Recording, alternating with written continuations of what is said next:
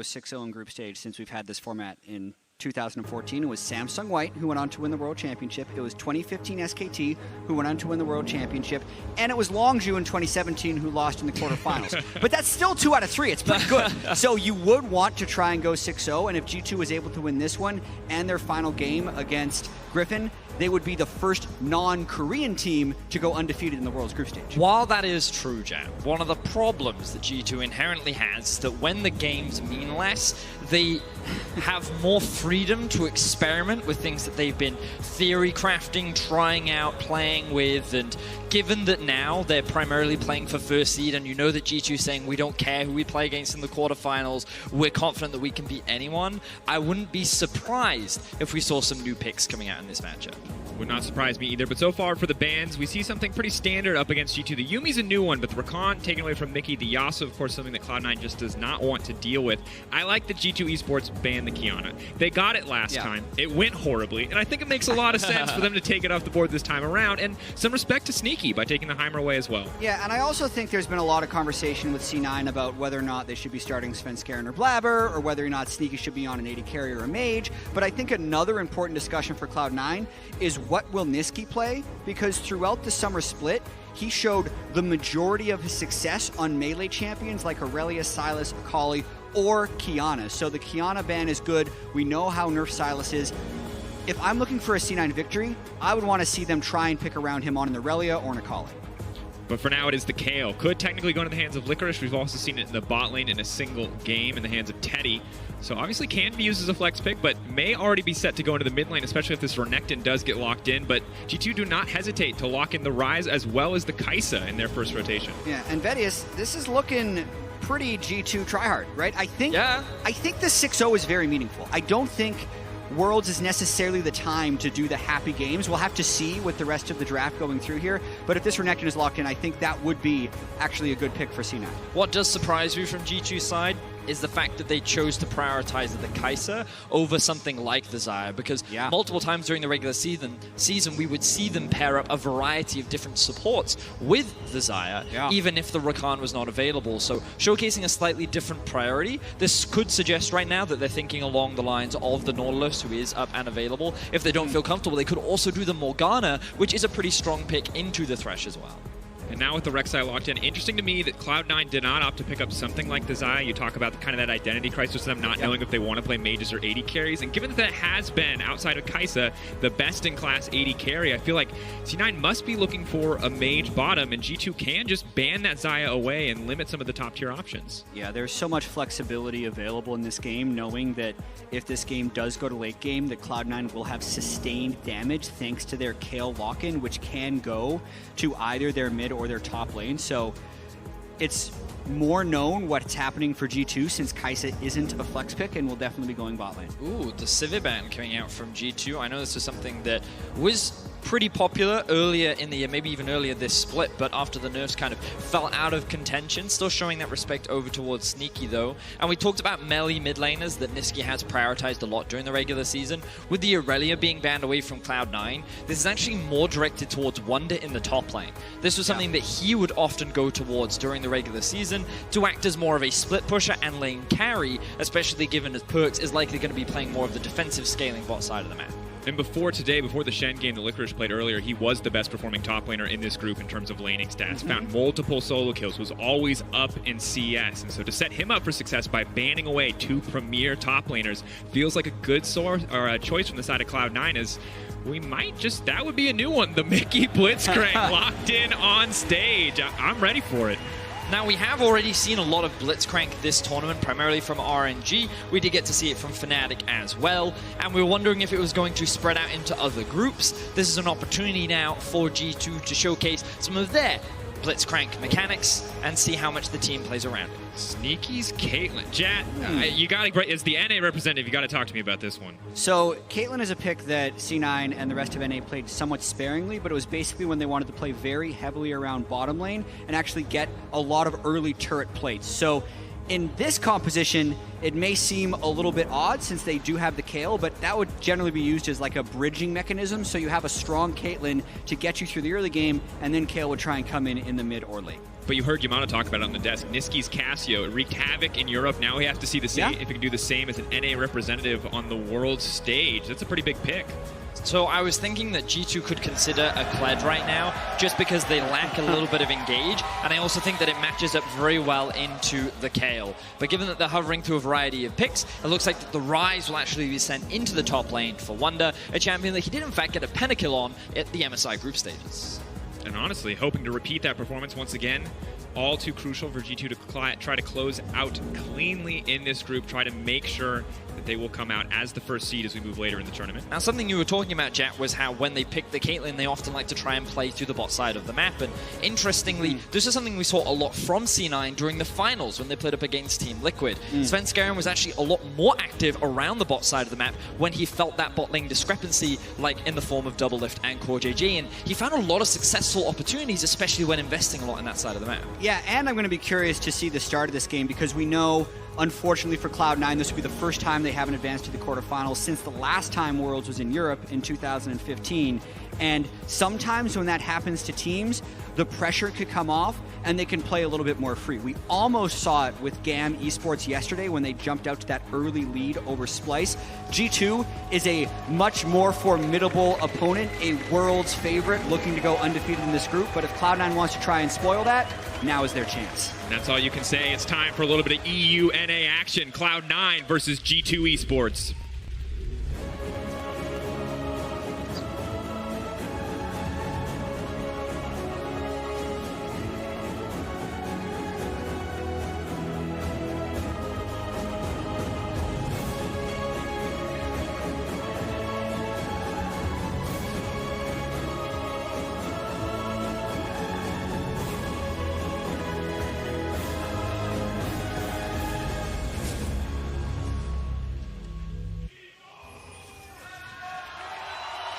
Here we go. Berlin and Verdi alive and ready. Cloud9 versus G2. As you mentioned earlier, Jack, Cloud9 sadly already knocked out, but G2 playing for a perfect group, playing to lock in first seed. However, the level 1 going to be crucial here. Cloud9 clearly set up for a G2 play.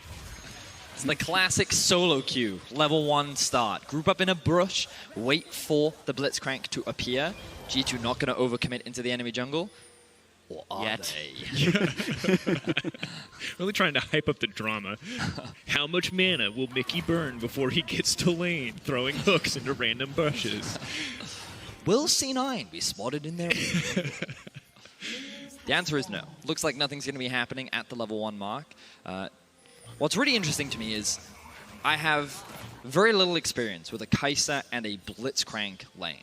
Because typically, when you pair something up with a Blitzcrank, you kind of want it to have an element of lane dominance. Things like Draven, things like Caitlyn pair up with it very well as well, and even Xayah to a lesser degree. But I feel like Kai'Sa is not a champion that if you land a hook, you necessarily are going to find that kill or pick on. Yeah, I mean, that's the whole just dilemma of picking Blitzcrank in Pro.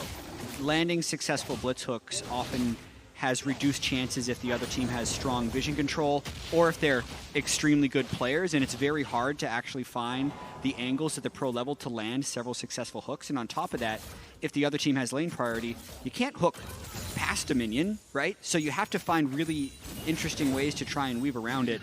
I think it will be difficult for Mickey to land hooks, and all the more impressive if he ends up having a great game. And when you compare it to Zeyzal's Thresh on the opposite side, just higher risk, higher reward on the side of the Blitzcrank. Thresh also very focused on the hooks, but has the Lantern, has the Flay, has more defensive utility, whereas Blitz is, he doesn't land that hook, he's just trying to walk at you. Yeah, I will say when we saw this from RNG, it was also into a Thresh, and that's a spot where I think the matchup can be very good for Blitzcrank. Blitzcrank has a quarter-second cast time on his hook. The Thresh hook is a half-second cast time, so as soon as Zeyzal starts winding up, Mickey can just hook Zeyzal, right? If he can see the Blitz, then Blitz can see him, and Blitz will actually get the hook on him. So that's another reason you might see the Blitz that early. It's like a real-life cowboy draw, you know? Who gets the draw first, who's able to find that first shot will be very important in that matchup. Speaking of matchups, we've got to keep track of the junglers. Both of them have pathed up towards the top side. Jankos and Svenskeren both level 3. Kick gonna come in. Jankos Now trying to find the knockup. He's there, Wonder. Going to be able to follow up here. Prune Prison does manage to connect. Svenskeren now has to run. He just leaps forward. That's the ferocious bite. First blood, and now Licorice is in trouble. Niski now coming up. The heel is there. They're trying to chase this one down. They've set their eyes on Jankos, but that means Licorice is going to go down. This is a disaster. C9 getting cut down on the top side of the map. So I'm also going to be really interested to see Cloud9 against HKA. That's just such a bad start for C9. Literally 3 deaths in a 2v3 in the top river, 3.5 minutes against G2. Total disaster. And the thing is for Cloud9 is they want to try and play around their bot side of the map. This is where they have the Caitlyn and the Thresh. And you can understand Svenskeren wants to try and cover for the Kayle. He can see that Jankos may look for an early gank up towards the top side, but they just overcommit. Kayle at level 2 does nothing. And given the fact that Licorice is separated away from Svenskeren while Jankos is just beating down onto him, he does speed Niski into his death. Don't discredit the Kayle at level 2, Vedius. The level 3 double buff Rek'Sai, super strong. Also fortuitous for G2 that 2 kills go over to the Rise, now tier completed. And that's the second game today where Svenskeren has died contesting that top Scuttle Crab when they have the weaker top lane 2v2. So the same mistake beats C9 twice here. It has to be so frustrating for him, especially you're going up against Hail of Blades Rek'Sai as well, so so much burst damage. And you think back, this is a dream start for G2 because we compare it to the last time they played up against C9. So hold that thought. Svenskeren will dash out, forced to use the control ward. This was not a great start to the game for G2 last time around. They got that kill on the bottom side of the map. He's going to kill him again. Well, he's a flashless kill. Licorice walking away. What can he dodge? The creep wave is there. Yeah, that's it. Yeah. So the thing with the flux bounces now is they're just going to bounce. Yeah, so if you're close to the minions, Wonder knew what to do right there to secure that kill. Rise has been made much simpler in terms of his mechanics, and a Kayle without flash, unfortunately, ends up losing his life. Jankos now using this freedom. Going in, level 4 to level 3. This might comes out from Svenskeren. He's just waiting on the bite. Jankos going to walk away, focus on the camp instead. Gentlemen, I was going to make a point, I forgot what it was, and I don't know if it matters anymore, to be completely honest. This game has been blown wide open. This is a 2K gold lead at 5 minutes in, and G2, I think, expected to be a dominant force in the World Championship. But after the last game, I think I gave maybe C9 too much credit coming into this game. They're getting ripped apart. I think just the type of play that happened in the top river, bad early game plays can have various levels of consequence. When you give the Hail of Blades Rek'Sai and the top lane Rise that much advantage into an already disadvantaged top lane matchup, the rest of the map can just collapse around it. And then you add that to the fact that Jankos is an incredibly smart jungler. He's going to do everything he can to accelerate the game and keep that advantage up. Yeah, I think you hit the nail on the head, Jat. It's one of those situations where we've seen even multiple times against G2 where they fall to an early deficit but then bounce back. When you give this team an early lead, they are one of the best, if not the best, in Europe at ballooning those gold leads, especially between the 10 and 15-minute mark. And with C9 already at this disadvantage, they're going to have to make some pretty miraculous plays in order to reclaim some of this gold deficit. Svenskeren waiting in the brush. Perfect ward perks. Is going to spot that one out. Now Licorice has to run for the hills. The speed buff starts to fall away, and Jankos just gets to walk forward. Licorice so weak at this stage of the game. Caps can fish for the scout of the week here. Can look to get something more. The knockup, will it be in time? The last one, he's just chasing him. Says, where are you going to go? I'm going to chase right after you. The knockup's there. The scout of the week follow-up's going to come out. Licorice now in trouble. Ferocious bite. Doesn't need it. Caps grabs another kill. Yeah, just a disaster game for Licorice. And we also got to keep in mind that top lane play put both solo lanes at a large disadvantage. So I definitely don't think Licorice should have been there to get that ward, knowing Caps is going to have mid lane priority. If anyone goes to check him, he's going to die. So this game was already worse. Now it's just worser for C9. Worser, I like that.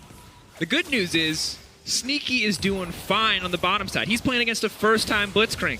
This is the most you can ask for, 59 to 47. And I feel like that's the lane that Cloud9 need to get something done. You said it in draft, and now it's amplified by the early game. Licorice might die again. Said bot lane, buddy. He's going to get hit up. He's going to get taken out. He's dead again, folks. That's it. 6-0, G2 dominating. Well, maybe this is the moment, though. Mickey, first-time Blitzcrank, might go his first death on the champion as well. Svenskeren going to walk forward and take him out. No chance to outplay that one. Sneaky going to get it with the last auto. So you may kill Cloud9 6 times before 10 minutes, but you will not perfect game this team. They've successfully found a kill down towards the bot side of the map, and at least it's something back. But with a 3k gold deficit already at 8 minutes, they're going to have to keep finding these picks to claw their way back into the game. Yeah, definitely a very disappointing open for C9, but they'll want to try and play around bot side as much as possible. Svenskeren, level 5, has the 3v2 because they had just seen Rek'Sai top lane, so this was the correct play for C9 to make at the time, and then they're also able to secure the kill onto their carry. Yeah, the wave was actually in a fantastic spot for C9 there as well. They could have zoned Perks away from a lot of farm, and you can see the discrepancy starting to be built between the two bot laners. That looks fancy. Does not able to land the Hex Flash hook there from Mickey. Svenskeren walking down. He has been spotted on the ward, but the hook does manage to connect. Zazel gonna step forward. They're not gonna flash out to safety. Svenskeren not gonna fish for the kill here. Niski already roaming down. Cloud9 have clearly figured out. They're focusing bottom lane, but haven't got much else yet. 3 tower plates in favor of Sneaky. So this is what we wanted to see from Cloud9 earlier into the game, where Sneaky and Zazel, when you do invest resources into them, can be that powerhouse, but now the gold on G2 has made its way bot lane. Yanko's flash out, not going to find the knockup. Caps here. It's all about the hook from Mickey. Is not going to connect. C9 are going to be able to make it out of that one. Yeah, and this is the tricky decision point for C9 since their top lane is so ridiculously far behind. On one hand, you don't want to leave Licorice to just get killed over and over, but on the other hand, you need to try and find an advantage somewhere. So I think that's what Svenskeren has kind of opted to do. Play around bot as much as he possibly can and just really just say good luck in League of Legends, Licorice, because that's what he's going to have to deal with this game. That is a completed Seraphs versus a dagger. That's not fun. Well, it's still the Archangel staff. The Archangel staff. My apologies. You're right. Yeah, my apologies. Yes, the silver lining. There you go. Always the positive side. Glass is half full, Jet. All right, so that's something. And once again, it's brutal. I think at this point we're waiting to see. G2 are kind of the ones that need to up the pace of the game, continue to extend their lead, and it's just a matter of seeing what Cloud9 can do to match them. Boots 2 coming in very early for Licorice on the top side. Caps not wanting to walk to the Petrifying Gaze, not going to go all in on that combo against Niski. Yeah, and Caps has also been dominant throughout pretty much this whole group stage, actually. I mentioned earlier on the desk he has the highest KDA of group stage players, which is definitely not what you would expect after watching Summer Split Caps, and Niski trying to make a play. Big Petrifying Gaze, Yanko's kick back, shut down, coming in, that's going to be key. Taking a bit of gold away. Hook not going to connect. Wonder now walking down, but he's walking down to the entire team. That's not what they want, G2! Bit of a happy moment and a clean play from C9 to get those 2 kills. There we go. Hey. That's the play that we're looking for! Yeah, it's playing around bottom side. It's the only thing that C9 can do to try and get this game. And then fortunately for them as well, Wonder teleported in to give that bounty back. But here comes Perks. Walking him down. One more auto's going to do it. Perks. Now backing away. Niski's going to be in trouble in the mid lane. Caps trying to go all in. The barrier's there. Niski now running for his life. The auto is going to get him in the end. Caps finds the kill. Big play for Caps as C9 continues to try something bot. Perks starting to layer down the damage. It's good. The Kale's there to mitigate the follow-up. The Rek'Sai goes in and comes right back out. It might not be enough, though. Yanko's is going to be able to find 1 kill. Tunnels his way right back out. Oh, and now C9 has to bail. Nice little flash safeguard over, but G2 continues to extend their lead. So after C9 find a pretty successful fight in their half of the map, they unfortunately tried to overcommit some of their aggression, and then immediately lose a bunch of kills all across the board, with Caps finding a solo kill, G2 finding another pick on the bot side. They'll then convert this into the first Drake of the game. And the largest lead at 10 minutes so far in Worlds 2019. Huge, huge game. For G2 or in all of Worlds? I've been told all of Worlds. Wow, because we've seen some really one-sided games in terms of FPX versus J-Team. And honestly, just so far so good. But I think for G2, they do need to clean it up a little bit because these shutdowns coming in can start to help Cloud9 get back into the game. We're talking about G2, Dracos. They don't clean it up at all. How they succeed is by thriving in the chaos. They find terrible fights and somehow make it work. And while it often isn't great League of Legends, it's definitely entertaining. It is absolutely entertaining. It's also nerve-wracking. I feel like if you're a European fan who's not 100% convinced, every game is anxiety-inducing. Yeah. You're like, is this the one where they throw it all away on a random play? Is this the one where the hook connects? No. He's first timing, audience. Give him a break. Wonder's rather strong. Just a tad. Just a little bit. Oh, the Hex Flash hook. This is going to be the one. Goes in. Jukes. No. Well, he can keep doing this. Yeah. I'm surprised he's not going back for another one. To be fair, this is the ideal situation for a Blitzcrank. You've got vision in the river. You've got control across your lanes. You can walk to any lane and throw blind hooks at no cost. So the irony is, he's focusing the target that has no boots, yet he still can't land the hook. And I don't know why, but I just find that so If there's funny. anything we learned from yesterday, it's you don't mess with snakes, dude. Yeah, I mean, that's true. That's very true. Well, regardless, G2 going to convert I their think he's trying again. He's in the spot. He is. Riptail is also going down. This is still, of course, Worlds. A serious, very, very serious game of League of Legends. 5K advantage. Wonder. Can he land it? Ooh. Sneaky sending him a warning shot saying, back off, buddy. No one kills my top laner 5 times in a row. G2 has all the people there, so looking like they want to reset, though, instead of trying a fight, even though they have a 5,000 gold advantage, 13.5 minutes. This is the most Hex Flashes in a single game I've seen from a support player. All right, Cloud9, though, setting up on the bottom side. Sneaky's there, slowly but surely pushing in here. Tower Plate's going to fall away in a moment, so maybe they can break this one down. But G2 are going to be able to drop the Herald before plates fall. Looks like get the charge off as well, so even more gold into their pocket, a 5K gold lead. Not enough for them. X Flash. A little bit more. Come on, Mickey. I want to see another one. Who's he waiting for? Anyone. He doesn't know. I mean, that's true. So far, his hit rate with the hooks, incredibly low. He hit that one and when he got ganked and died. He hit that one at melee range against Svenskeren.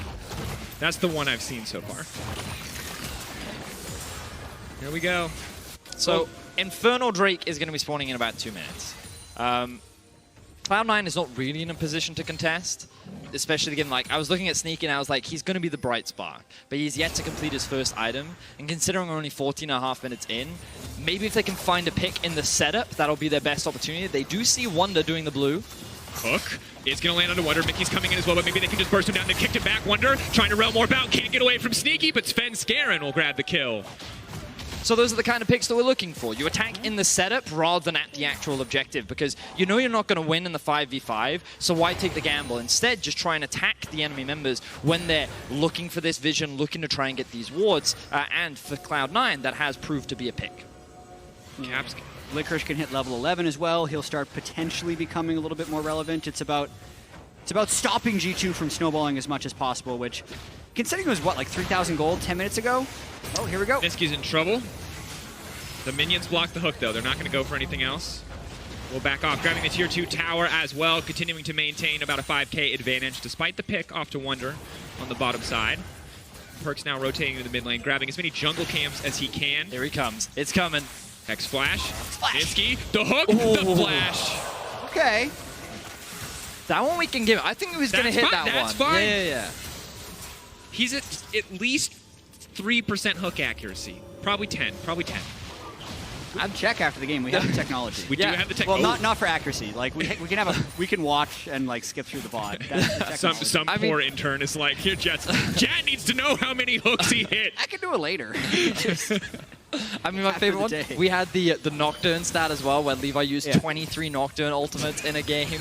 So, like, we have those numbers, Dracos. We know how many hooks he threw. We'd have to Yes. check the ones that landed. Yes. Fair. But I'm pretty confident it's 0 right now from the side of Mickey. I thought we were counting the one he had to flash away from. It's too much No. U bias. Can't give it to him. All right, well, G2 are setting up on the play, but it feels like Cloud9 are here. Hook! That's what you were talking about, the cast time. It doesn't add up. The KO has kept him alive, though. Mickey now has to run for the hill. Svenskeren now going in the kickback into the midst of the team. A clean kick flash. Wonder now tries to escape the Sonic Wave. Svenskeren on a rampage coming in.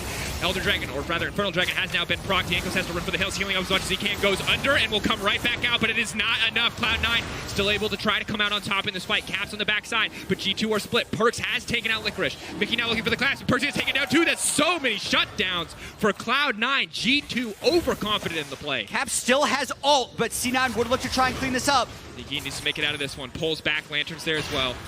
It's gonna go back to mid lane. Everything. Flat. Here we go. So much suspense when he channels it. Now, considering the deficit that Cloud9 found themselves in... Wait, is this a teleport? Yeah, it's a teleport flank. Here we go. C9 will get the Infernal Infernal going Drake. down. Niski's gonna get this one. Oh, Zazel's dead. That's the power of Syndra. Sneaky now needs to make his way out. Can't make it over the wall. That's a heartbreaker. Double kill coming through for Caps. We have another teleport come through from Licorice. No, now it is Cloud9 that are on the attack, but Niski... Now Continues to run. The hook. Will it land? No. No, it won't. The game is definitely getting a little bit loose, and some of that is from C9 still finding ways to get kills. So actually just a good bait there by Zeyzal, knowing he has Kale to ult him once the GP kicks him in, and then Svenskeren gets a very good kick onto Wunder and waits until afterwards. If this game had been closer, C9 potentially would have felt better about it, but it's so hard to just judge the overall state of the game knowing how far G2 still is ahead. I mean, they denied an Infernal. As you said, Dracos, they got a bunch of shutdowns. And considering the state of the game, this is a fantastic play for C9. And it at least keeps them more relevant in the game. And so I think that if C9 can keep finding these fights and keep punishing G2 for honestly their over-aggression, and the irony is the one hook that Mickey does land is actually the downfall of G2, so if anything, they need him to keep missing hooks, otherwise he's going to keep putting G2 in these situations. That's a narrative. I can get behind that one. Mickey has to miss all his hooks for G2 to win the game, okay. I think during the summer split, as Licorice is now in trouble. Lapsed on. Has to walk away. Mickey, the target has been locked down, but it does count. Mickey will land the hook. Licorice will go right back to the fountain.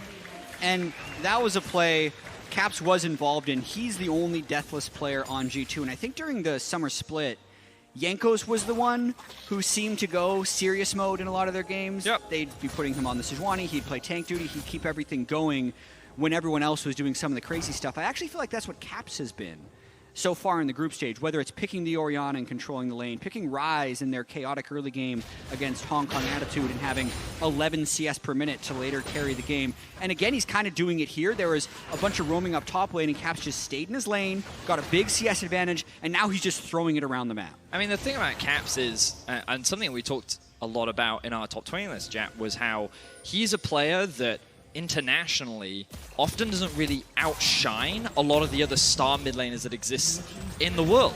And I feel like that in this group stages, I mean, even in the first half, he did get solo killed by Chovy. And I feel like he often proves how much of a gap there is between him and everyone else in Europe, and he's still looking to prove how much stronger he can be on an international stage. So with G2 guaranteeing their quarterfinal, I am someone that still has my eyes on Caps and still think, yes, it's great that he's able to have these performances against the likes of a Niski, but can you still keep up with the likes of a Faker, and can he ever overcome his eternal rival in Rookie? And, I mean, it's a difficult task, to be certain. For now, G2 focused on this game. The hook will connect. The rest of C9 is now collapsing, but Perks is just free hitting on his support there. Zeyzal, Mickey X now going to be in trouble. Will get taken down. The Ryze is now moving in. The Lantern is there. Niski wants to take it, but he's not even concerned. He's focusing instead. Another hook lands. That's clean from Zeyzal. And Niski's there with the damage to back him up. Now, the Baron is alive, and all 5 members of C9 are up and ready to start it. The Kale doesn't have TP, so Licorice really needs to start moving for Cloud9 to potentially come back into this game. Yeah, the DPS from Niski is pretty good on the Cassiopeia. They just have to worry about Svenskeren taking damage. Caps and Perks would want to fight this if C9 tries to stay on it. Zeyzal getting lower and lower. Svenskeren, no energy. Focus too much on the Baron. Does not have a lot left. It will reset. But Cloud9 still at a 5K deficit, but still fighting back at every single step. Yeah, I mean, they pushed the game to a late enough point where one more big team fight from C9 could turn into a Baron and then actually an even game. So this would be the time where G2 needs to actually clean up their play, not have Mickey and Wunder getting caught up. This is actually the second play where Mickey has been going for something, gets picked himself, and then Wunder ends up showing up after the play has gone wrong. And he just gets CC locked by Niski's Cassio. Yeah, and Cloud9 are actually working much better as a unit than G2 are. And whenever G2 look for these picks, it's actually they who are getting punished. So if C9, we already talked about if they continue to do this, this is the second time they've now punished G2 successfully. So there's no reason not to believe that they can't keep doing it. And it's now up to G2 to, as Jack was saying, clean up their play, get a little bit more control over their side lanes, because I feel that one of the big things that's hurting them right now is actually managing and setting up their vision. And if they can do that and set up for Baron, then G2 should be in a better position. And fishing for a play. And you can't blame them. When you're behind like this, you have to go for some of these death brush plays. You're looking to catch out single members. And as much as we've been joking about Mickey's blitzcrank, hasn't had too much of an impact yet, whereas Zeyzal on the opposite side has hit so many clutch hooks, had so many good fights, but still, G2 with the gold lead here, get the lane priority, they set up for this Drake, and C9 just are not in a position to contest. Let's not forget that Wunder was 4-0 at the beginning of this game. Now he's 4-4. The entire Baron River is in control of Cloud9. And even though there is a 5k gold difference between these two teams, this gold gap doesn't feel as strong as it did earlier into the game, as C9 were baiting a bit of a Baron act. I did very much like how they put Zeyzal into the pit to clear out the control ward and put 2 people hiding behind the walls, believing that he was the tastiest of baits to potentially force G2 into trying to fight another bad play. It's a game of psychology now, Daniel Dracos. But it's tough when Caps is able to freely walk down mid lane and press into your inhibitor tower. It's always going to be so hard to hold on to any kind of Baron vision for an extended period of time, and Wonder just waiting in the darkness, looking for a single pick that could open up G2 to take the Baron themselves. And the wave control by G2 has improved kind of since that last ugly team fight we saw. So Wonder, as you mentioned, waiting down bottom in the fog of war after pushing in bottom lane. Caps taking the mid turret after pushing in mid lane. So C9 isn't really as hidden as you would think. Tries to make his way out of this one. The K ulti comes in. Good timing. Major cooldown used. Cap's going to get a bit of poke back in exchange. Svenskeren has flash. Awkward Sonic wave, but good on Wonder to sidestep there. Both teams honestly just feel like they're setting up for a bigger play here. Mickey continues to fish with the hooks. Always have to respect the potential for this Blitzcrank. Has been a non-factor thus far, but as G2 set up more and more vision control, it will be easier for him to land this on an unsuspecting opponent. This next hook might lead to a Baron, Dracos. The hook after this one.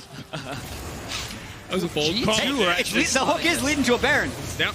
Setup is there. Blue buff has been taken away by Caps, but C9 are just going to walk into this one. Miasma is down. Major cooldown. Yanko slowly but surely getting chunked away at. Cloud9 do not feel comfortable to walk in and contest this. That's the Baron for G2. The hook lands to get the follow-up fight as well. They just got the Baron, and they take out Nisqy on top. So G2, after all of the crazy shenanigans that have been this game, will secure the Baron. It's definitely been chaotic, but another fight is ensuing. Mickey getting picked off, might buy a bit more time. G2, do they want to go for a bit more? They've used a lot of major cooldowns in the trade, but good pick for C9. Zeyzal, though, has to be careful. Perk's going to ult forward. Svenskeren leaping in and out. Good play. Uses the Resonating Strike plus the Safeguard to bait out the Zhonya's from Caps. And throughout all of the shenanigans in the 25 minutes of this game, the gold lead has continued to grow for G2, and I think a lot of that is just looking at the CS of Caps. He's still at 10 CS per minute. You can see his bounty just continues to grow. Even though Wonder has died 4 times, he's still sitting at the same gold value as Caps. So they're keeping their gold up even if they're dying. Kicked out in there. Situations like good play by Svenskeren. Now has to back off, but we'll go right back in as soon as the team is there. The play comes out. Wonder now has to run for the hills. Kale out there as well, and Svenskeren popping off this game. So he did have the Seraphs up, chose not to use it, either forgetting or believing that it wasn't valuable. Hook now lands on the Caps. He's got no stopwatch. Gonna be big. Licorice now stepping forward, Doesn't but matter. just one shot. Zeyzal. Perk's now on the way in. Already marked. Licorice is gonna get run down here by Perks. He knows there's no ultimate. Svenskeren is just next on the list. Nisqy on the backside. Maybe they can hope to kill Mickey, but they're not gonna be able to get anything else. The hook, it misses again. The ulti comes out for Mickey, but Nisqy still has to run. He's gonna take him down. Sneaky, a nice shot to finish that one off. Rexile comes in, the trap now on the ground, Sneaky now needs to get away. He gets it, that's the double headshot, point blank from Sneaky. Cloud9 are continuing to find these picks. This fight has been 3 for 3 so far, flashing from Nisqy. Clean turn away from Caps. Almost got caught in the animation, would have gotten stunned up. Nisqy could have looked to finish, but the TP's now coming in. Nisqy either needs to win the play or get out. He's not going to get the opportunity. The Seraphs comes out, Caps burning down. Will it be enough? Walks back into the Miasma. Will not drop. Such a close exchange. This game stays explosive. 31 kills now. This is a messy game. It really is. So when you see G2 get such an overwhelming early game lead, expectations are that it's just a clean stomp. It has not been that at all. C9 have done a great job of finding picks, but mistakes like this from Wonder, look at how overextended he is, and everyone else on the rest of G2 is back in base. They're resetting, like... Yeah, you would like to see from G2 them to be playing this more cleanly, because I think you want to get stage practice of playing clean resets. Yeah. Especially if they win this game, they go into a potentially first seed clinching game against Griffin at the end of the day. And then the good thing for G2 is wherever Caps goes, things go well. And every time he seems to show up in fights, it works out. Blitzcrank, on the other hand, has had the opposite effect. What I've learned is that I don't need to ban Blitzcrank if I ever meet Mickey in solo queue. I think that he actually landed that hook. But we didn't see it, so it's not a problem. If a hook lands in a replay, did it really land? Yeah, these are the questions, chat. This is the thing that Pro View ruins, is fun questions like that. Someone could check. Someone could go back. But G2, Sneaky's down. They're breaking in the top side. It could be a last desperate hold from Cloud9. They definitely have the tools. The Petrifying Gaze up and available. The hook will miss once again. Now they just need to hold on to these inhibitors for as long as possible, but so difficult when Caps can just threaten. Zazel continues to look for these hooks, look for these opportunities. Licorice now stepping forward to clear the way, but that's the mid lane tower broken, and that's the hook onto Niski. That's huge. G2 now it's going to be able to walk in and grab at least 2 inhibitors. You miss all the hooks you don't take, says Mickey, as he's actually able to hook Niski in, and now they have 2 inhibitors down, working soon on the 3rd. Perks left out of the Realm Warp, has to be wondering if it's personal. Something he said, something he did. Hex Flash from Mickey, 1 more. Never mind. I don't know, I'm sorry, audience, I'm banning you. This could be the final siege, though. Once again, Cloud9 holding on as long as they can. Niski 14 seconds on respawning. No doubt this should just be a G2 closeout. But maybe Cloud9 have something left in the tank. Now would need to have a big fight. That's a very big Syndra. Wonder just walks up and finds the kill onto Zazel. Niski now finally alive. Caps goes in. Is just going to find the kill. No! Kill ult! I think he was trying to wait it out, but well played by Licorice. Licorice comes up clutch there to keep his AD carry alive. C9 doing everything they can to try and keep this game going. Mickey, unsurprisingly, misses another hook. Niski taking so much damage before he even gets to fire back. Just getting outranged by this Syndra. Scout of the Week will not connect onto Licorice. Wonder falling very low. The Kale. 1.5 items. Can look to do a little bit more damage now as the hooks just continue to miss. Once again, it takes 1 connecting for this game to end. So as much as we're laughing at Mickey, so this game will never end, is what you're telling me, Daniel. For the record, I do have a good relationship with Mickey. And I want you to know that I would say 10 times worse to his face.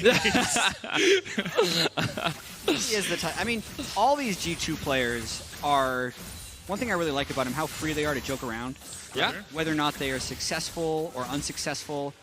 Caps, interestingly enough, like he started off being one of the most troll players. His interviews have been remarkably professional at this World Championship. The one we saw on stage, he's been so respectful of his opponents. He talks about the struggles he's potentially gone through himself. And honestly, is playing the cleanest of everyone on G2 as well.